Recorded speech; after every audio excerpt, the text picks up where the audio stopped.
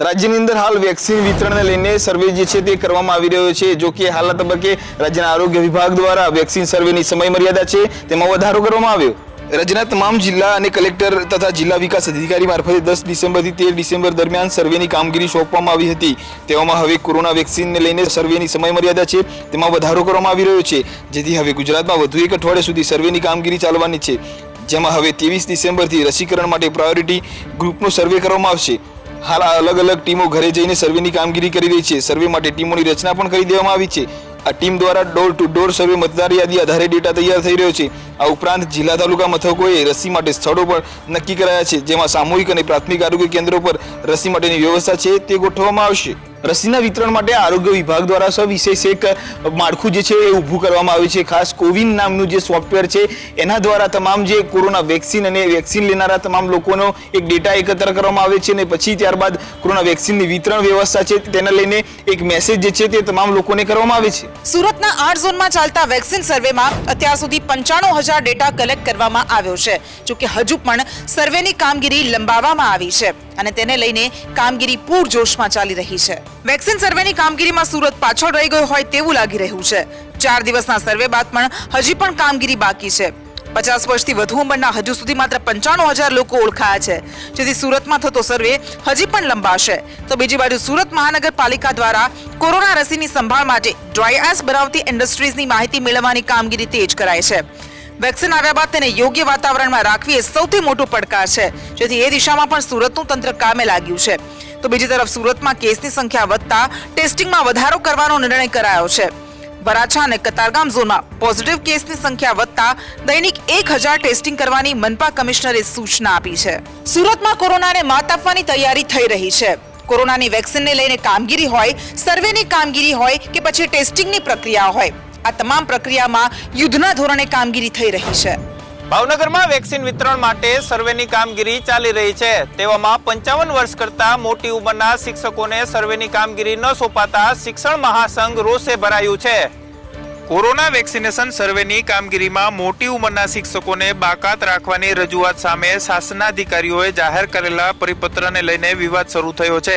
200 જેટલા બીએલઓની કામગીરી કરતા શિક્ષકોને સર્વેની કામગીરીથી દૂર રખાયા છે, જ્યારે 55 વર્ષથી મોટી ઉંમરના શિક્ષકોને સર્વેની કામગીરીમાં ન જોડાવા જોઈએ તેવી રજૂઆત બાદ તેઓને પણ બાદબાકી કરવામાં આવી હતી।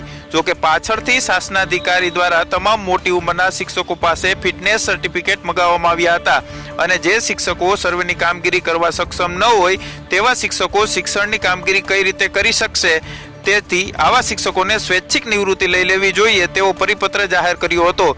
શાસના અધિકારીએ જાહેર કરેલા પરિપત્રથી શિક્ષકોને છૂટા કરવા માટે કારસો રચાયો છે, જેથી શિક્ષક મહાસંઘ રોષે ભરાયું છે। દિવાળીના સમયમાં કોરોનાનો વિસ્ફોટ અમદાવાદ શહેરની અંદર થયો હતો, પરંતુ હવે સ્થિતિ થાળે પડી હોય તેવું લાગી રહ્યું છે। અમદાવાદમાં કોરોના દર્દીઓ ઘટ્યા છે તો સાથે હોસ્પિટલના બેડ પણ ખાલી છે। શહેરમાં કોરોનાના કેસમાં સતત ઘટાડો થઈ રહ્યો છે। એક સમયે નવા વર્ષના દિવસે જ સિવિલમાં 140 દર્દી દાખલ થયા હતા। સિવિલમાં 625માંથી 475 દર્દી ઓક્સિજન પર હતા, તો હવેની પરિસ્થિતિ અનુસાર આજે માત્ર 16 દર્દી સારવાર માટે આવ્યા છે, તો ઓક્સિજન પર રહેનાર દર્દીઓની સંખ્યા પણ ઘટી છે। તો હાલ 1200 બેડની હોસ્પિટલમાં માત્ર 207 દર્દી સારવાર લઈ રહ્યા છે, તો મેડિસિટી કેમ્પસની અંદર 358 દર્દીઓ સારવાર હેઠળ છે। તો બીજી બાજુ શહેરના વિવિધ જંકશનો ખાતે ટેસ્ટિંગ માટે બનાવેલા કિયોસ્કમાં દિવાળી સમયે પ્રતિદિન 10,000 ટેસ્ટ થતા હતા, જ્યારે હવે આ સંખ્યા 3,000 થઈ ગઈ છે, એટલે કે ટેસ્ટિંગમાં 70% ઘટાડો નોંધાયો છે। બીજી તરફ મ્યુનિસિપલે એમઓયુ કરેલી 107 જેટલી ખાનગી હોસ્પિટલોમાં મે પછી પહેલીવાર ખાલી બેડની સંખ્યા 64% પહોંચી છે। અગાઉ આટલી મોટી સંખ્યામાં બેડ ક્યારેય ખાલી રહ્યા નથી। અમદાવાદ શહેરની અંદર કોરોનાનો કેસોમાં ઘટાડો જોવા મળી રહ્યો છે। બુધવારે અમદાવાદ શહેરની અંદર 239 કેસ નોંધાયા હતા, જેમાં 5 લોકોના મોત થયા હતા। કોરોના વાયરસના હાહાકાર વચ્ચે સર્વેની કામગીરી કરી રહેલા સુરતના નાના વરાછા વિસ્તારમાં આવેલા હેલ્થ સેન્ટરના કર્મચારીઓ આજે હડતાલ પર ઉતરી ગયા હતા। ઘરે ઘર જઈને વેક્સિનેશનની રસી સહિતની વિગતો હાલ એકઠી કરવામાં આવી રહી છે। આવા સમયે કોન્ટ્રાક્ટ પર કામ કરતા 200 જેટલા કર્મચારીઓ પગારના મુદ્દે રોષ સાથે આજે હડતાલ પર ઉતરી ગયા હતા। નીરવ નામના કર્મચારીએ જણાવ્યું હતું કે નવેમ્બર માસથી પગાર નથી આપવામાં આવ્યો, અમે રજૂઆત કરીએ તો નોકરી પરથી છૂટા કરી દેવાની ધમકી આપવામાં આવે છે, જેથી અમે હડતાલ પર ઉતરી ગયા છે। હડતાળ પર ઉતરેલા કર્મચારીઓએ રોષ સાથે એ પણ જણાવ્યું હતું કે આખા શહેરમાં કર્મચારીઓ કોન્ટ્રાક્ટ પર હોવાથી યોગ્ય પગાર આપવામાં આવતો નથી. એજન્સી આડેધડ પગાર પોતાની પાસે રાખે છે. નવેમ્બરથી પગારમાં ગલ્લા તલ્લા ચાલી રહ્યા છે. અમને પીએફ ના નાણાં કાપીને પગાર અપાય છે, પરંતુ પગારની સ્લીપ પણ આપવામાં આવતી નથી. ત્યારે હવે મહામારીના આ સમયમાં ઘરે ઘર જઈને પોતાના જીવ જોખમમાં મૂકીને સર્વે કરતા હેલ્થ કર્મચારીઓની વ્યથા કોણ સાંભળશે અને સરકાર એનું નિરાકરણ ક્યારે લાવશે તે જોવું રહ્યું. જેમના પર લોકોની સુરક્ષાની જવાબદારી છે તેમનું જ બેજવાબદારી ભર્યું વર્તન અનેક સવાલો ઊભા કરે છે. તેવામાં જ અમદાવાદ પોલીસની વધુ એક દાદાગીરી કરતો વિડીયો સામે આવ્યો છે. અમદાવાદમાં પોલીસ કર્મીનો દાદાગીરીનો વધુ એક વિડીયો સામે આવ્યો, જેમાં પોલીસ કર્મીએ રૂઆબ જમાવવા માટે સોસાયટીના સુપરવાઇઝરને માસ્ક કેમ નથી પહેર્યું તેમ કહીને ઢોરમાર માર્યો. એટલું જ નહીં, તેને દબાણપૂર્વક ગાડીમાં બેસાડવાનો પણ પ્રયાસ કર્યો. સીસીટીવી ફૂટેજના આ વાયરલ વિડીયોમાં દેખાતા પોલીસ કર્મી ભરતભાઈ ભરવાડ હોવાની ચર્ચા થઈ રહી છે. ભરતભાઈ ભરવાડ ખોખરા પોલીસ સ્ટેશનમાં ડ્રાઈવર તરીકેની ફરજ બજાવે છે. પરંતુ સવાલ અહીં એ થાય છે કે જો તેઓ ખોખરા પોલીસ સ્ટેશનમાં ફરજ બજાવતા હોય તો શા માટે સરકારી વાહન તેમના નિવાસ સ્થાન પર લઈને આવ્યા? નિવાસ સ્થાન પર પહોંચ્યા પછી 1000 રૂપિયા દંડ ઉઘરાવવાનો અથવા તો પછી 151 કલમ લગાવવાનો અધિકાર તેમણે કોણે આપ્યો? શું આ પોલીસ કર્મી ઓફ ડ્યુટી પણ સરકારી વાહનોનો ઉપયોગ કરીને ખુલ્લેઆમ દાદાગીરી કરી શકે છે? સમગ્ર મામલે સંદેશ ન્યૂઝે અહેવાલ પ્રસારિત કર્યો અને પોલીસ એક્શનમાં આવી. સાથે જ એસીપીએ તપાસના આદેશ પણ આપ્યા. અમદાવાદના એન્ટી હ્યુમન ટ્રાફિકિંગ સ્ક્વોડને બાતમીના આધારે દાણી લીમડા વિસ્તારમાંથી 37 બાળ મજૂરોને મુક્ત કરાવ્યા છે, જેમાં 10 લોકો વિરુદ્ધ ગુનો નોંધાયો છે તો અન્ય દલાલોની શોધખોળ હાથ ધરાઈ છે. અમદાવાદની એન્ટી હ્યુમન ટ્રાફિકિંગ સ્ક્વોડને બાતમી મળી હતી કે દાણી લીમડા વિસ્તારના ઇન્ડસ્ટ્રીયલ હબ અને તેની આસપાસની અમુક ફેક્ટરીઓમાં બાળ મજૂરી કરાવવામાં આવી રહી છે, જેને પગલે અમદાવાદની મહિલા ક્રાઇમ બ્રાન્ચ અને એનજીઓ સહિત હ્યુમન ટ્રાફિકિંગના સ્ક્વોડે સંયુક્ત ઓપરેશન હાથ ધર્યું હતું, જેમાં સિકંદર માર્કેટ અને તેના આસપાસના અલગ અલગ એસ્ટેટોમાંથી 37 બાળકોને બાળ મજૂરી કરાવતા હતા તેમાંથી મુક્ત કરાવવામાં આવ્યા છે. એન્ટી હ્યુમન ટ્રાફિકિંગ સ્ક્વોડ સહિતની ટીમે સલામત બાળકોનો છુટકારો મેળવી બાળ સંરક્ષણ ગૃહમાં રાખવામાં આવ્યા છે. 12 કલાક જેટલું જે બાળકોને કામ કરાવવામાં આવતું હતું તેની સામે માત્ર 6000નું મહેનતાણું આપવામાં આવતું હોવાનું સામે આવ્યું છે. ત્યારે આ તમામ બાળકોની ઉંમર 14 વર્ષથી 17 વર્ષની છે. જો કે પોલીસે હવે ગુનો નોંધી અને તમામ આરોપીઓ વિરુદ્ધ કાયદેસરના પગલાં લીધા છે. ઉત્તર પ્રદેશ અને બિહારના બાળકો અમદાવાદ સુધી મજૂરી માટે આવે છે, ત્યારે પોલીસ કે અન્ય એજન્સીઓ તેમને રોકી કેમ નથી શકતી અને આખરે જ્યારે એન્ટી હ્યુમન ટ્રાફિકિંગનો સ્ક્વોડ કાર્યવાહી કરે છે ત્યારબાદ જ આખો મામલો સામે કેમ આવે છે તેને લઈ સવાલો ઊભા થઈ રહ્યા છે. સુરતના જાગીરપુરા કેનાલ રોડ પરથી ફરી એકવાર કોલ સેન્ટર ઝડપાયું છે. જાગીરપુરા પોલીસે ફિરોઝ ઉર્ફે ખાંડા હાજી મેમણના કોલ સેન્ટરમાંથી એક મહિલા સહિત 35 લોકોની અટકાયત કરી. જાગીરપુરા કેનાલ રોડ પર ફરી એકવાર કોલ સેન્ટર પકડવામાં આવ્યું છે. જાગીરપુરા પોલીસે એક મહિલા સહિત 35 લોકોની અટકાયત કરી હતી. ફિરોઝ ઉર્ફે ખાંડા હાજી મેમણ કે જે રાંદેર ખાતે ખાંડા કુવા ફળિયામાં રહે છે, તેને ફરી કોલ સેન્ટર શરૂ કરી લોકોને ઠગવાની શરૂઆત કરી હતી. પીસીબીની નજરમાં ફિરોઝના ટ્રાન્ઝેક્શન અને રોકાણના નામે લોકોના પૈસા ઉસેટી લેવાનું વ્યવસ્થિત કાવતરું સામે આવતા તે અંગે લોકલ પોલીસને જાણ કરતા જાગીરપુરા પોલીસે બુધવારે સાંજે દાંડી રોડના નિર્વાણા કોમ્પ્લેક્સમાં રેડ કરી 35 લોકો સાથે લેપટોપ, પીસી અને અન્ય સાધનો કબજે કર્યા હતા. ફિરોઝ પોતાની મોડસ ઓપરેન્ડી પ્રમાણે નવી સ્કીમ્સના બહાને ટિપ્સ આપવાનું કહીને અલગ અલગ એકાઉન્ટમાં રોકાણકારોને રૂપિયા જમા કરવાનું કહીને તેમને અંગૂઠો બતાવી દેતો હતો. આખરે તે પોલીસની ગિરફ્તમાં આવી ગયો છે, પરંતુ પોલીસ તેની સામે કેવી કાર્યવાહી કરે છે તે જોવાનું રહેશે. અમદાવાદના બાપુનગર વિસ્તારમાં શાકભાજી વેચતા બે જૂથ સામે આવી જતા અફરાતફરીનો માહોલ સર્જાયો હતો. શહેરના બાપુનગર વિસ્તારમાં ભક્તિનગરના નેડિયા પાસે આમ્રપાલી ફ્લેટ પાસે શાસ્ત્રીનગરમાં ગત બપોરે એક જ સમાજના બે જૂથ વચ્ચે અથડામણ થતા તલવાર પાઇપ ધારિયાથી ઘાતક હુમલો થયો હતો. બંને પક્ષ સામસામે પથ્થરમારો થતા વાતાવરણ તંગ બની ગયું હતું. પોલીસ તપાસમાં ખુલેલી વિગત મુજબ સુકન બંગલો પાસે શાકભાજીની લારી બાબતે ફરિયાદી સુરેશના ભાઈ વિજયને વિનોદ નાંદીના પુત્ર અનિલ સાથે બોલાચાલી થઈ હતી. આ બાબતે ફરિયાદી સુરેશના સગા સંબંધીઓ વાતચીત કરવા ભેગા થયા હતા. તે સમયે અનિલના પક્ષના લોકોએ અપશબ્દ બોલતા સુરેશ બાબુ સહિતના લોકોએ સામાવાળાને અપશબ્દ બોલાવી ના પાડતા તમામ આરોપીઓ ઉશ્કેરાયા હતા અને સુરેશ અને તેના સગા પર હુમલો કર્યો હતો. આ હુમલામાં સુરેશ, તેની બહેન અને ભત્રીજાને ગંભીર ઈજાઓ થઈ હતી. બનાવને પગલે બાપુનગર પોલીસ તરત જ સ્થળ પર પહોંચી હતા તમામ આરોપીઓ નાસી છૂટ્યા હતા, પરંતુ બાપુનગર પોલીસે વિનોદ નાંદી સહિત 13 આરોપીઓ વિરુદ્ધ ફરિયાદ નોંધીને તપાસ હાથ ધરી છે. રાજકોટના મોટા મોવા પાસે પોલીસે હપ્તા લઈને છાવરીને મોટા કરેલા બુટલેગરો જ હવે પોલીસને ભારે પડી રહ્યા છે. રાજકોટમાં યુનિવર્સિટી પોલીસને બાતમી મળી હતી કે મોટા મોવા ગામ સ્મશાનની સામે નવદુર્ગા શેરી નંબર 3 માં રહેતા બુટલેગર અંકિત જયંતિભાઈ પરમાર, સિદ્ધાર્થ વાઘેલા અને ધર્મદીપ મુકેશભાઈ વાઘેલા આ ત્રણેય શખ્સો તેમના સગા રતિલાલ વાઘેલાની ઓરડીમાં દારૂનો જથ્થો ઉતારેલો છે અને તેનું વેચાણ ચાલુ છે, જેથી પોલીસ બાતમીના આધારે દરોડા પાડવા સ્થળ પર પહોંચી હતી, જ્યાં આ ત્રણેય શખ્સો મળી આવ્યા હતા, જેથી ત્રણેય આરોપીઓને મુદ્દામાલ સાથે ઝડપી પાડી પોલીસ રવાના થઈ રહી હતી. તે દરમિયાન શેરીમાંથી કેટલાક શખ્સોએ પોલીસની ગાડી પર પથ્થરમારો કર્યો હતો અને પોલીસની ગાડીના કાચ તોડી નાખ્યા હતા. મહિલા સહિતના લોકોએ પોલીસ પર પથ્થરમારો કરતા પોલીસે તમામ સામે ગુનો નોંધ્યો છે. તો આ સાથે પોલીસે સ્થળ પરથી દારૂનો જથ્થો, એક્ટિવા અને મોબાઈલ સહિત કુલ 57,000 રૂપિયાનો મુદ્દામાલ જપ્ત કરી આગળની વધુ કાર્યવાહી હાથ ધરી છે. રેલવે સ્ટેશન અંડરપાસનું થોડા વર્ષો અગાઉ જ કરોડોના ખર્ચે નવીનીકરણ થયું હતું, પરંતુ હવે તેનો મેકઅપ ઉતરી રહ્યો છે અને તે આવતા જતા રાહદારીઓના માથે જોખમ બનીને લટકી રહ્યો છે. વડોદરાને આમ તો સ્માર્ટ સિટી કહેવામાં આવે છે, પણ આ સ્માર્ટ સિટી કયા આધારે કહેવામાં આવી રહ્યું છે એ નથી સમજાતું, કારણ કે શહેરમાં અનેક સમસ્યાઓ છે અને અનેક જગ્યાઓએ કોર્પોરેશનનો અણઘડ વહીવટ પણ જોવા મળ્યો છે, જેમાં ફરી એકવાર કોર્પોરેશનની નબળી કામગીરી સામે આવી છે. જે તે સમયે ડોક્ટર વિનોદ રાવ કમિશનર હતા ત્યારે વડોદરાના રેલવે સ્ટેશન પાસેના અંડરપાસમાં થોડા જ વર્ષો પહેલા કરોડોના ખર્ચે નવીનીકરણ કરવામાં આવ્યું હતું અને પીપીપીના ધોરણે જાહેરાતો લગાવવાની પણ વાતો થઈ હતી. લાઇટિંગથી સુશોભિત કરવાની વાતો હતી, ત્યાં થોડા જ વર્ષમાં આ અંડરપાસ બિલકુલ ખખડધજ હાલતમાં જોવા મળી રહ્યો છે. અંડરપાસની છત પર જે પાર્ટીશન મારવામાં આવ્યું હતું તે હાલ ઉખડી ગયું છે. આ પાર્ટીશન કેટલીક જગ્યાઓ પર લટકતું પણ જોવા મળે છે અને આ લટકતું પાર્ટીશન જો રાહદારી પર પડે તો અકસ્માત સર્જાઈ શકે છે, પરંતુ તેનું જવાબદાર કોણ તે સવાલ ઊભો થયો છે. કહેવાય છે ને કે શોખ બડી ચીજ છે, અને બસ આ જ શોખ ખાતર અમદાવાદીઓએ નંબર પ્લેટના નંબર પાછળ લાખો રૂપિયા ખર્ચી નાખ્યા. ખાસ નંબરના શોખ રાખનારાઓએ પોતાના પસંદગીના વાહન નંબર માટે રૂપિયા 2 કરોડથી વધુ રૂપિયા ખર્ચ્યા છે. કોરોના કાળમાં છેલ્લા 8 મહિનામાં વાહનોનું વેચાણ ઘટ્યું છે, પરંતુ પસંદગીના નંબર માટે અમદાવાદીઓએ છેલ્લા 3 મહિનામાં પસંદગીના નંબર માટે રૂપિયા 2.36 કરોડ રૂપિયા ખર્ચ્યા છે. એક વ્યક્તિના સ્વપ્નની કાર અને બાઇક આવી જાય તેનાથી પણ વધુ રકમ પસંદગીના નંબર માટે ખર્ચવામાં આવી રહ્યા છે. આરટીઓ દ્વારા નવી સિરીઝ GJ1WA સિરીઝ શરૂ કરવામાં આવી ત્યારે 001 નંબર પાછળ ફોર્ડ કારના માલિકે સૌથી વધુ 5.56 લાખ રૂપિયા ખર્ચ્યા છે, જ્યારે 455 નંબર માટે 1.75 લાખ અને 470 માટે 1.62 લાખ રૂપિયા ખર્ચ્યા, જ્યારે 0369 નંબર માટે રૂપિયા 1.40 લાખ રૂપિયા ખર્ચ્યા હોવાનું સામે આવ્યું છે. 3 માસમાં અમદાવાદમાં વાહન ચાલકોએ પસંદગીનો નંબર મેળવવા માટે રૂપિયા 2.36 કરોડ રૂપિયા ખર્ચ્યા હતા. સુરત શહેરમાં 11મા ધોરણમાં અભ્યાસ કરતી એક વિદ્યાર્થીની દ્વારા ઓનલાઈનનો અભ્યાસ બરાબર ન થતું હોવાથી આપઘાત કરી લેતા ચકચાર મચી જવા પામી છે. તો બીજી તરફ મરનાર વિદ્યાર્થીના પિતાએ અન્ય વાલીઓને પોતાના બાળકોના માટે એક સંદેશો પણ આપ્યો છે.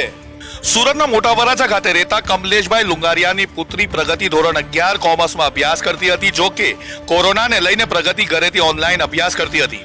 કોરોનાના કારણે સ્કૂલ બંધ હોવાથી ઓનલાઈન અભ્યાસમાં પ્રગતિને મુશ્કેલી પડતી હતી, જેને લઈને તે સતત માનસિક તણાવમાં રહેતી હતી. ઓનલાઈન અભ્યાસના કારણે માનસિક તણાવમાં રહેતી પ્રગતિએ આવેશમાં આવી ઘરમાં પંખા સાથે દુપટ્ટો બાંધીને ફાંસો ખાઈ આપઘાત કરી લીધો હતો. પ્રગતિના આપઘાતથી પરિવાર પર હાથ તૂટી પડ્યો છે. પ્રગતિના પિતાએ કહ્યું છે કે સંતાનો ખૂબ જ ટેન્શન લે છે, ત્યારે તેની સાથે વાત કરો જેથી કોઈને તેના સંતાન ગુમાવવાનો વારો ના આવે. આ સાથે પ્રગતિના પિતાએ એવું જણાવ્યું છે કે બાળકો પર દબાણ ના આવવું જોઈએ, તણાવમાં હોય તો બાળક સાથે વાત કરવી જોઈએ. આજે મેં મારી દીકરી ગુમાવી દીધી છે કારણ કે ઓનલાઈનમાં અભ્યાસ પર બરાબર ધ્યાન ના આપતી હતી. અન્ય વાલીઓએ પોતાના બાળકો સાથે આ બાબતે વાતો કરવી જોઈએ અને દબાણ ના આપવું જોઈએ. મેડિકલ કોલેજની પ્રવેશ પ્રક્રિયાની અંદર બીજા રાઉન્ડમાં પણ 1003 જેટલી સીટો ખાલી રહી હતી. મેડિકલની અંદર 203 જ્યારે ડેન્ટલની અંદર 703 જેટલી બેઠકો ખાલી રહી છે. રાજ્યમાં મેડિકલ લાઇનમાં જે વિદ્યાર્થીઓએ પ્રવેશ માટે રિપોર્ટિંગ ન કરાવ્યું હોય તેમના માટે 18 ડિસેમ્બરથી મોક રાઉન્ડની જાહેરાત થઈ છે. એડમિશન કમિટી દ્વારા મેડિકલ માટે 2 ઓનલાઈન રાઉન્ડ યોજવામાં આવ્યા છે. 2 રાઉન્ડના અંતે 1003 બેઠકો ખાલી છે, જેમાં મેડિકલની 293 સીટ ખાલી છે, જ્યારે ડેન્ટલની 710 સીટો ખાલી છે. આ સીટો ભરવા માટે મોકઅપ રાઉન્ડ યોજવામાં આવશે. મોટા પ્રમાણમાં સીટો ખાલી રહી છે. ગત વર્ષ સુધી ગાંધીનગર એડમિશન કમિટી ખાતે વિદ્યાર્થીઓને બોલાવી પ્રક્રિયા કરવામાં આવતી હતી, પરંતુ આ વખતે કોરોનાના કારણે વિદ્યાર્થીઓએ પોતાના ઘરની નજીક મેડિકલ કોલેજ ખાતે જઈને ત્યાંથી વિડીયો કોન્ફરન્સથી પ્રવેશ પ્રક્રિયામાં ભાગ લઈ શકશે. પોતાના ઘર પાસેથી જ વિદ્યાર્થીઓ જઈને પોતાની ચોઈસ રજૂ કરશે. વિદ્યાર્થીઓને પોતાની પસંદગીની કોલેજ માટે ડિમાન્ડ ડ્રાફ્ટ દ્વારા ફી ભરવાનું કહેવામાં આવ્યું છે, અને જેઓ તેઓને કોઈ તકલીફ હોય તો કમિટીની વેબસાઇટ ઉપર પણ જઈ શકે છે. સિટીઝને કોરોનાની મહાત આપી છે, જેમાં દેવેન્દ્ર પરમાર નામના સિનિયર સિટીઝન છે. તેમની સારવાર 113 દિવસ ચાલી હતી અને અત્યાર સુધીની આ સૌથી લાંબી સારવાર ચાલી છે. અગાઉ ભરતસિંહ સોલંકીની સારવાર 101 દિવસ સુધી ચાલી હતી. દેવેન્દ્ર પરમારની સારવાર 113 દિવસ સુધી ચાલી છે. 28 ઓગસ્ટે દેવેન્દ્ર પરમાર દાખલ થયા હતા અને 90 દિવસ સુધી આઈસીયુમાં તેઓ દાખલ હતા અને અમદાવાદ સિવિલમાં તેમની સારવાર પણ થતી હતી અને હવે તેમણે કોરોનાની મહાત આપી છે અને તેમને ડિસ્ચાર્જ પણ કરવામાં આવી રહ્યા છે. ત્યારે ડિસ્ચાર્જ સમયે આરોગ્ય મંત્રી નીતિન પટેલ હાજર રહી શકે છે. આઈઆઈટી એનઆઈટી સહિત વિવિધ એન્જિનિયરિંગ કોલેજો માટે લેવાતી જેડબલઈ મેન્સની પરીક્ષા ફેબ્રુઆરી 2021થી શરૂ થશે. જેડબલઈ મેન્સની પરીક્ષા ફેબ્રુઆરીથી મે સુધી દર મહિને લેવામાં આવશે. તે 13 ભાષામાં લેવાનું આયોજન જેડબલઈ દ્વારા કરવામાં આવ્યું છે. આ ભાષામાં અસમી, બંગાળી, ઇંગ્લિશ, ગુજરાતી, કન્નડ, મરાઠી, ઉડિયા, મલયાલમ, પંજાબી, તમિલ અને તેલુગુ ઉપરાંત ઉર્દુ ભાષાનો સમાવેશ થાય છે. જેડબલઈ 2021ની પરીક્ષાનું રજીસ્ટ્રેશન શરૂ થઈ ચૂક્યું છે. ઈચ્છુક અને યોગ્ય વિદ્યાર્થી વિભાગની સત્તાવાર વેબસાઇટ પર જઈને ઓનલાઈન રજીસ્ટ્રેશન કરાવી શકે છે. રજીસ્ટ્રેશનના બધા સ્ટેપ સત્તાવાર વેબસાઇટ jeeMain.nta.nic.in પર આપવામાં આવ્યા છે. જેડબલઈ મેન્સ 2021નું શેડ્યુલ આ મુજબ છે, જેમાં ઓનલાઈન રજીસ્ટ્રેશનની શરૂઆત 15 ડિસેમ્બરથી થઈ છે, જે ઓનલાઈન એપ્લિકેશન ફોર્મ ભરવાની છેલ્લી તારીખ 15 જાન્યુઆરી રહેશે. એપ્લિકેશન ફીના ટ્રાન્ઝેક્શનની છેલ્લી તારીખ 16 જાન્યુઆરી રહેશે, તો કરેક્શનની તારીખ 18મી જાન્યુઆરી રહેશે. જેડબલઈ પરીક્ષા પહેલા વર્ષમાં 2 વાર લેવામાં આવતી હતી, પરંતુ આગામી વર્ષમાં 4 વાર લેવામાં આવશે અને વિદ્યાર્થીઓ જેડબલઈની જે વેબસાઇટ છે તેના ઉપર ઓનલાઈન રજીસ્ટ્રેશન કરી શકે છે. અમદાવાદમાં ડિગ્રી એન્જિનિયરિંગ ભણેલા યુવકને નોકરી ન મળતા તેને બેરોજગાર રહેવા કરતા એન્જિનિયર નિકિટલી નામે એક સ્ટાર્ટઅપ શરૂ કર્યું અને હવે તે કામને મહત્વ આપી રહ્યો છે. અમદાવાદમાં સુભાષ બ્રિજ નજીક એન્જિનિયર નિકિટલી નામની કિટલી જોવા મળશે. આ કિટલી ચલાવનાર યુવકનું નામ છે રોનક રાજ. વર્ષ 2015માં ઇલેક્ટ્રિકલ ડિગ્રી એન્જિનિયરનો અભ્યાસ કર્યા બાદ અનેક કંપનીઓના ચક્કર કાપ્યા બાદ પણ જ્યારે તેને સારી નોકરીની તક ન મળી તો તેણે પોતાનું સ્ટાર્ટઅપ શરૂ કર્યું. ચાની કિટલી ચલાવતા રોનક રાજ કહે છે કે તેમને આ કામ કરવામાં જરા પણ નાનમ નથી અનુભવાતી, કારણ કે તેમનું માનવું છે કે માર્કેટમાં નોકરી ન હોવાથી સાવ નવરા બેસી રહેવા કરતાં જે આવડે તે કામ કરવું જોઈએ. રોનકના આ સ્ટાર્ટઅપને માટે લોકો તેની પ્રશંસા કરે છે, તો કેટલાકે તેમને આ કોરોના કાળમાં એક યુવકને પ્રેરણાદાયી ગણાવ્યો છે. રોનકનું કહેવું છે કે આ માત્ર તેની એકલાની વ્યથા નહીં, તેના જેવા અનેક બેરોજગારોની વ્યથા છે, પરંતુ આ ચાની કિટલી તેના માટે ભવિષ્યના સારા દ્વાર ખોલશે તેવી તેને આશા છે. આરોગ્ય કમિશનરની સૂચનાથી રાજ્યની અંદર એક્ટિવ ટીબી કેસોના ફાઇન્ડિંગને લઈને પખવાડિયાની ઉજવણી હાલ કરવામાં આવી રહી છે, જેને લઈને જામનગર શહેરની અંદર પણ એક્ટિવ ટીબી કેસો શોધવા માટે સૂચનાઓ જે છે તે આપવામાં આવી છે. ગુજરાત રાજ્યના આરોગ્ય કમિશનરની સૂચનાથી તારીખ 14 થી 31 ડિસેમ્બર દરમિયાન એક્ટિવ ટીબી કેસના ફાઇન્ડિંગ પખવાડિયાની ઉજવણી કરવામાં આવી રહી છે. ત્યારે હાલમાં ચાલી રહેલા કોરોના સમયગાળા દરમિયાન કોરોનાના ટેસ્ટના નેગેટિવ આવ્યા હોય તેવા વ્યક્તિઓની ટીબીની તપાસ કરાવવી ખૂબ જ જરૂરી હોય છે અને ખાસ જામનગર જિલ્લાના તમામ તાલુકા અને તમામ ગામોમાં ટીબીના શંકાસ્પદ કેસો શોધવાની કામગીરી કરવામાં આવશે. ટીબીનું નિદાન અને સારવારના તમામ સરકારી દવાખાનામાં નિઃશુલ્ક આપવામાં આવે છે તથા તમામ ટીબીના દર્દીઓને સરકાર દ્વારા નિક્ષય પોષણ યોજના અંતર્ગત મહિને 500 રૂપિયા ટીબીના કોર્સ દરમિયાન સહાય આપવામાં આવે છે અને તે બેંક એકાઉન્ટમાં જમા કરાવવામાં આવે છે. 2 અઠવાડિયા કે તેથી વધારે સમયથી ઉધરસ આવતી હોય કે ગળફા સાથે લોહી આવવું, છાતીમાં દુખાવો થવો, ભૂખ ન લાગવી, વજન ઘટી જવું, ઝીણો તાવ આવવો, પરસેવો આવવો, આવા લક્ષણો જણાય તો ટીબીની તપાસ કરાવવી જરૂરી છે. સામાન્ય રીતે ટીબીના અને કોરોનાના લક્ષણો સરખા હોય છે. જ્યારે કોરોનાનો રિપોર્ટ નેગેટિવ આવે ત્યારે ટીબીના દર્દીઓએ સવિશેષ જે તપાસ છે તે કરવામાં આવતી હોય છે અને માઇક્રોસોફ્ટ દ્વારા તપાસ જે છે તે કરવામાં આવી છે. સુરત શહેરને હીરાનગરી તરીકે ઓળખવામાં આવે છે, કારણ કે અહીંયા નિર્માણ થતી હોય છે અવનવી ડિઝાઇનો. સુરત શહેરમાં એવી વીટી બનાવવામાં આવી છે કે જેને ગિનિસ બુક ઓફ રેકોર્ડમાં નામ મેળવી લીધું છે. હીરા ઉદ્યોગ તો સુરતનું હબ માનવામાં આવે છે. અહીંયા સુરતને હીરાનગરી પણ કહેવામાં આવે છે. અહીંયા મળતી અવનવી વેરાયટી માટે અને હીરા પોલિશ કરીને તેને એક્સપોર્ટ કરવા માટે પણ સુરત મોટું હબ માનવામાં આવે છે. તેવામાં સુરતના એક જ્વેલરે એક એવી વીટી બનાવી છે જે સુરતમાં ટોક ઓફ ધી ટાઉન બની ગઈ છે. જ્વેલર હેમલ કાપડિયાએ 12,638 નાના નાના હીરાથી જડેલા અને ફૂલના આકારની એક વીટી બનાવી છે, જેને લઈને સૌથી વધુ હીરાવાળી વીટી તરીકે ગિનિસ બુક ઓફ વર્લ્ડ રેકોર્ડમાં તેને સ્થાન મળ્યું છે. મેરીગોલ્ડ રિંગ ઓફ પ્રોસ્પેરિટી નામની આ ગોળાકાર વીટીનું વજન 165 ગ્રામથી થોડું વધારે છે. સુરતમાં બનેલી સૌથી વધારે હીરાવાળી આ વીટીએ ગિનિસ બુક ઓફ વર્લ્ડ રેકોર્ડમાં નામ પ્રાપ્ત કરીને સુરત શહેરનો ડંકો વિશ્વમાં વગાડી દીધો છે. તો બીજી તરફ આ વીટીને બનાવનાર વ્યક્તિ પણ એના ડિઝાઇનથી પ્રભાવિત થયા છે. કાશ્મીર અને હિમાચલ પ્રદેશમાં થઈ રહેલી હિમવર્ષાની અસર હવે ઉત્તર ભારત, મધ્ય ભારત અને પશ્ચિમ ભારતમાં પણ જોવા મળી રહી છે. દેશના મોટા ભાગના વિસ્તારોમાં ગાત્રો થીજાવી દે તેવી ઠંડી પડી રહી છે. તેવામાં ઠંડા પવનો સાથે હવે ઠંડીનો પારો ગગડ્યો છે.